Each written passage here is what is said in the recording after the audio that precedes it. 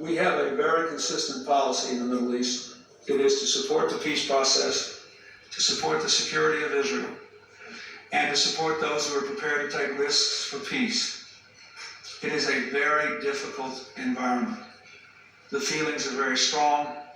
There are extremists in all parts of the Middle East who want to kill that peace process.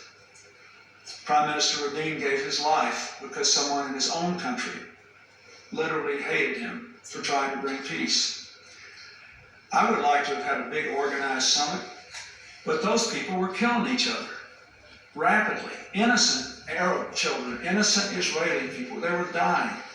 And so much trust is broken down in the aftermath of the change of government.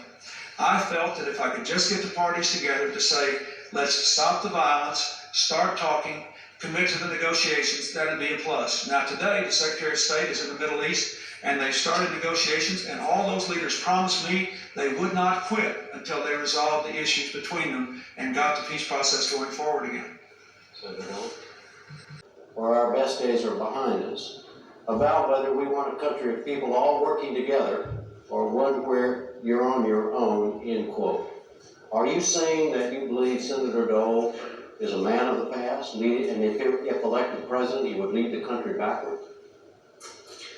Well, I'm saying that Senator Dole said in his fine speech in San Diego that he wanted to build a bridge to the past. And I think I know what he meant by that. He's troubled, as I am, by some of the things that go on today. But I believe America is the greatest country in human history because we have maintained freedom and increasing prosperity by relentlessly pushing the barriers of knowledge, the barriers of the present, always moving into the future. That's why when I became president, I was determined to kind of move beyond this old stale debate that had gone on in Washington for too long to get this country moving again. And that's why we got a country with 10.5 million more jobs and record numbers of new businesses and rising incomes and falling crime rates and welfare roll rates. That's why we're moving in the right direction. And I'm trying to emphasize that what I want to do is to continue to do that. That's why my balanced budget plan will still invest and grow this economy. That's why I want a tax cut for education and child rearing, but it's got to be paid for. That's why I want to continue the work we have done over partisan opposition to work with communities to bring that crime rate down until our streets are all safe again. These are my commitments. I am very oriented toward the future. I think this election has to be geared toward the future. I think America's best days are still ahead, but we've got to build the right bridge.